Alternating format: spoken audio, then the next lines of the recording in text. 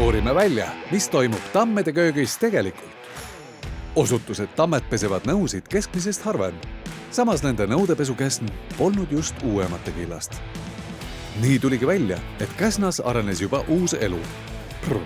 See oli aga ohtlik, sest isegi kui enamik mikroorganismi ei põhjusta haigusi, leidub ka palju ohtlikke mikroorganisme.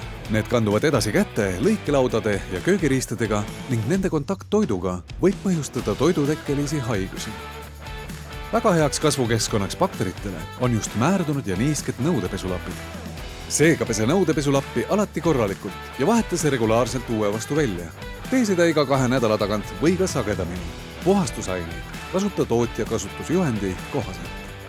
Köök ja söögi tegemisel kasutatavat köögiriistad hoia puhtana. Pese käsi enne toidu valmistamist, korduvalt toidu valmistamise ajal ja alati pärast tualettruumi kasutamist. Lisaks pööra kindlasti tähelepanu, et toidunõud ja tarvikud oleksid kergesti puhastatavad ning kriimudeta. Kampaaniat viib läbi Maaeluministeerium.